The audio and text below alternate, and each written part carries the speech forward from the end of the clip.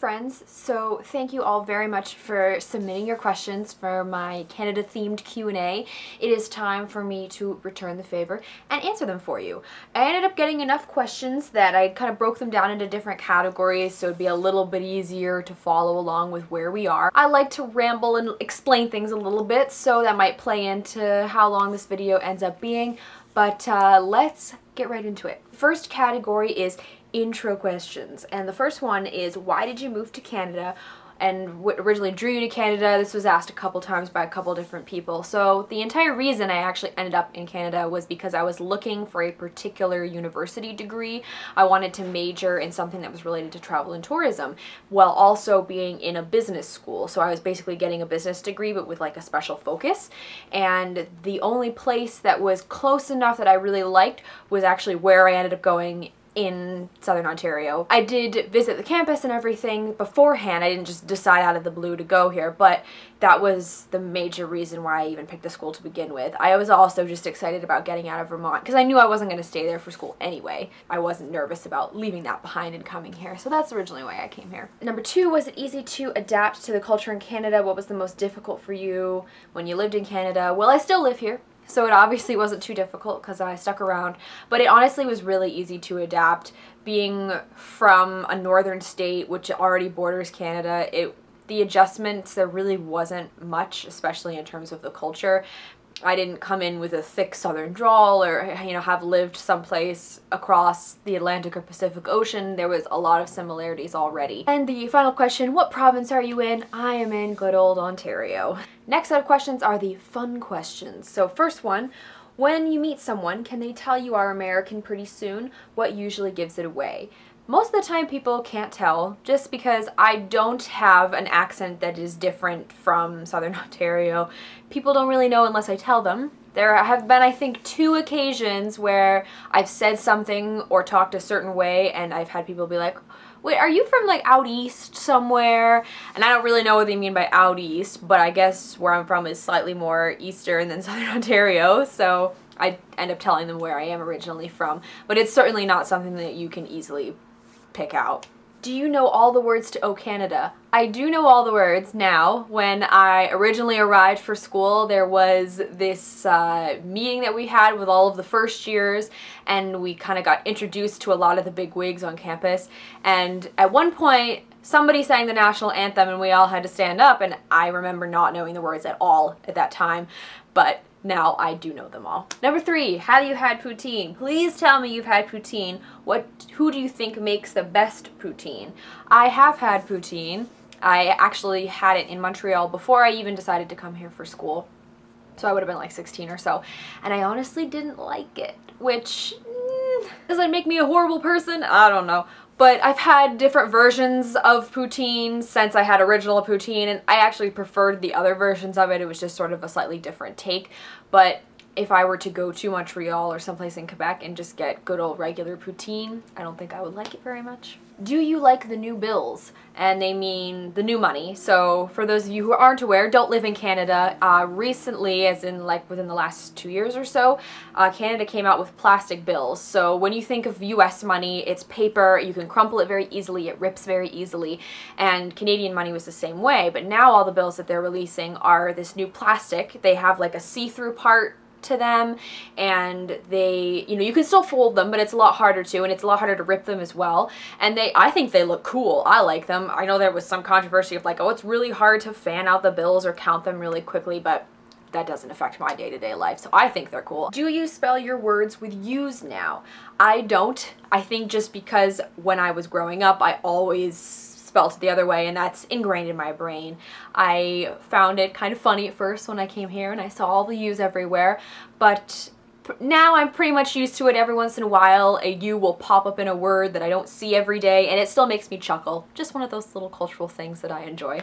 What is your favorite CanLit, which is Canadian literature, books? Which Can books do you plan on reading next down the road? I don't really have any favorite CanLit because I haven't really read any CanLit. I've read one Margaret Atwood book, and she's basically the queen of Canadian literature. I read The Handmaid's Tale back when I was in high school.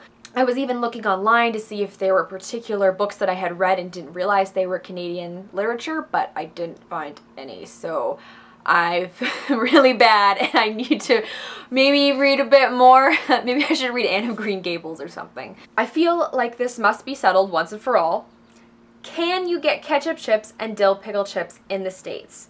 They are my two favorite chip flavors, and everyone says you can't get them in the States. You cannot get them in the States. I worked at a grocery store throughout high school, and I remember we would occasionally have Canadian visitors come down, and I remember one time specifically being asked if we had ketchup chips. And I was like, you're from Canada, aren't you? We do not have ketchup chips. I've never actually had anybody ask me about the dill pickle chips, but yeah, I'm pretty sure, like, last time I knew, ketchup chips and dill pickle chips had not been introduced in the States, so they are still only available in Canada. It's very much a Canadian thing. At one point we were having a discussion about it with my Canadian friends, and they thought it was crazy because they just assumed that they were everywhere, but they are a Canadian thing. Third category, life in Canada versus the US. So, first question for this category, what are your favorite and least favorite things about living in Canada? This was asked a couple different times in a couple different ways, like best and worst things, that sort of stuff. I like living here because of the people, honestly. If I didn't have friends and a boyfriend here, I don't know if I would have necessarily stuck around after school, or at least thought so seriously about it. I like living in the city that I live in because it's got that university vibe. There's a lot of great restaurants down here, but Canada just has this great feel to it, and there's so much that I haven't seen and I haven't explored. There's so much potential here, and there's so much potential to see and do and to grow as a person, so I like that side of it. Worst things is honestly that my family isn't that close by. I mean, when I originally went off to school and left Vermont, I was like, okay, good, I'm getting away. But now that I'm not there all the time anymore, I appreciate it so much more when I do get a chance to go back and visit. There was also another question about specifically being a female Vermont USA student and then employee living in Canada, like my thoughts on that. And I kind of want to spin this into here because being a student was great, and there was a little extra work that went into it with, you know, paying for my tuition and getting a student visa and all of that. There was that extra work, but it was so worth it because I had such a great time at school and I really did enjoy my experience. And now that I'm an employee here, like I'm here on a work permit now, it was so much easier for me to get the work permit because I'd already gone to a Canadian school for 4 years. What it really comes down to is the worst part is that I sometimes have to like go the extra mile with stuff. Like I had to pay extra money for a student permit, I had to pay extra money for a work permit, and sort of organizing your life when half of it is still back in the States and half of it's here. I don't think there really is like a worse part of Canada. I think Canada is a great country. Like that's why I'm still here. I think the worst parts really tie back to my experience and my choices to come here, and yeah, to make life a little bit more difficult for myself, but I think it is worth it in the end. What are the biggest differences you notice between Canada and the US? There are no huge differences. A lot of the differences are actually quite small. So one of the big things when I came to Ontario that I noticed is that milk is available like by the gallon and whatnot. In the States here, it's available. You can get it in liter or 2 liter things, which is what I do, but you can also get milk in a bag, which throws a lot of people. It was very weird to me at first. There are certain slang words for things, like when you think of a winter hat that you wear on your head, you call it a hat in the States, or like my winter hat. Here it's called a toque. It's like little things like that still come up every once in a while too that I've completely forgotten about, and then all of a sudden someone will say something, I'll be like, yeah, that's right. We have nicknames for the money. For those of you who aren't near Canada and maybe don't travel here very much, you might not know that Canada has a $1 and $2 coin, and we call them loonies and toonies. You know, just like little things like that are fun, and they make Canada Canada. Canada and the US have worked together for a long time, and I think those differences are there. You know, there's political differences and differences in how the country runs, but in terms of my day-to-day life, it's just little things. What do you miss most about the US? There's a certain level of comfort that comes from being in the US because I am a US citizen. It's not like I don't feel comfortable or safe in Canada, but there's just this extra layer of comfort that comes from going back in the States, seeing the signs in miles per hour. You know, even something like that is just enough to make me feel comfortable, and knowing that like if something goes wrong, I'm in my own country. I miss that comfort, and I miss my friends and my family. Favorite place in Canada versus favorite place in the US. There is so much of Canada that I have not seen. I have seen a lot of southern Ontario and a bit of Quebec as well, like out to the Gaspé Peninsula. But one of my favorite places that I actually was never expecting to really like was Kingston, Ontario. I stopped there one time with my mom when we were driving back to Vermont, like after second year of school, I believe, and Kingston was really cool. We were there in April. It was cold, but I really enjoyed it. Like, great architecture. We walked around Queen's University there, and there's just a lot of history in that area, and I have since been back, not for very long, but like I visited the fort and everything, and I think Kingston's really cool. Like, if I were to choose another place to live in this relative area of southern Ontario, I would choose Kingston.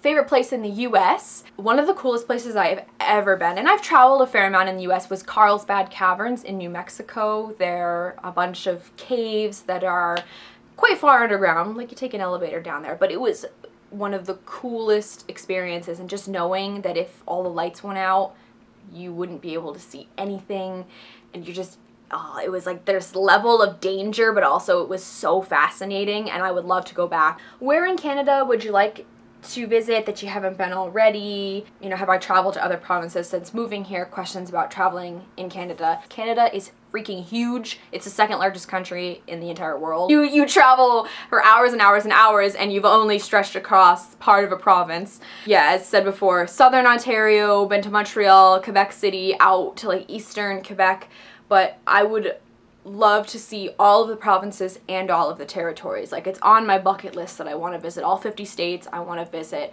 all of the provinces, and I want to visit all of the territories. Last one for this category, have you noticed any Canadian stereotypes to be true? Are Canadians really ridiculously nice, as everyone says? The thing is, stereotypes are always exaggerated, but they're usually based in truth. So there's two things that I think pop up a lot when it comes to Canada. One is how nice everyone is, which, yeah, people are quite nice here, but there are just as many rude, mean people that you would find in the States. I work at a job where I am constantly interacting with people both from Canada and the US, and you'll have rude people from both. So it really doesn't matter. I mean, people might say sorry a bit more here when they bump into you or something. That can tend to happen, but it's certainly not dramatic. It's not like everyone in Canada is super nice and super friendly and no, it's not like that. The other thing I heard a lot before coming here and paid particular attention to it was the whole aboot thing. They do it on TV a lot where they'll have a person be from Canada. I think it came up in even How I Met Your Mother because Robin was from Canada. Instead of saying about, they say aboot, and it's there. Not everyone says it, but sometimes I'll be listening to someone talk and I can hear how they, say the word and it sounds differently. So it's subtle, but it's there. Fourth category is serious questions. 3 questions here that are definitely like more intense. The first one is, have you experienced any anti-American sentiment while in Canada, and if so, how'd you deal with it? I haven't experienced any actual anti-American sentiment. You hear it around you, and sometimes people will say something but they don't really mean it. Like when I'm in the room or something, they'll make a joke but they don't actually mean it, and like it pops up on the news every once in a while in terms of like, oh, the Americans are doing this and it's so stupid. But a lot of times I agree with them because I have a very liberal view on things, and Canada is a pretty liberal country. Even though they have a conservative government right now, they are overall a very liberal country, and so when they disagree with something the US does, a lot of times I do as well. Maybe if I had different political views, I wouldn't feel that way, but I have never really experienced any anti-American sentiment, personally, directly to my face. How does your healthcare work? So one of the things that Canadian citizens get is universal healthcare. That's something that the US often points out as like, we need this, but then the other half of the US is like, no, universal healthcare stinks, and they always try to quote people who are talking about Canada's universal healthcare as being really sucky. This question, how does your healthcare work? Do you get provincial healthcare because you live in Canada now, or do you have to do something different? When I was in school, I got UHIP, which was the university had healthcare coverage for me, so I could like go to the doctors and have a doctor's appointment, and I wouldn't have to pay a lot or at all. But now that I am out of school and working, I don't have any healthcare coverage. To be part of universal healthcare in Canada, you need to be a permanent resident, and I am only considered a temporary resident because I'm here on a work permit. This is actually one of those like grown-up things, is like I'm trying to organize this right now with my work and trying to see what can happen, but at this point I am only covered by my parents' insurance back in the States, because you can be on that until you're 26. So that's like, if something really bad happens to me, that's still there, but like as of right now, if I wanted to go to the doctor, I would have to pay because I don't have medical coverage right now. In Canada, if you don't feel good, you can go to the hospital. You might wait a while, but you won't have to pay for any of the care that you get. But if I were to go, I would have to pay for it. If you have any more specific questions related to that, let me know. It's a complicated process, but I know a ton about it now because I've been looking into it for a while. Last question for this section. What advice would you give Americans who are coming or thinking of coming to Canada to study? My advice is do it. If you have visited the campus and you want to do it, do it. Even if you're a little scared that like, oh, I'm not going to know anyone. The thing is, if you're going into your first year of university, everyone else is trying to make friends too, so it's so much easier for you to meet people. You're going to have those opportunities to meet people, and you might have a little extra stuff to do with your trying to get your study permit and organizing how your payments are going to work because you're paying in US dollars to Canadian dollars, which it's in your favor right now anyway, so hey, take that opportunity to live in a different place.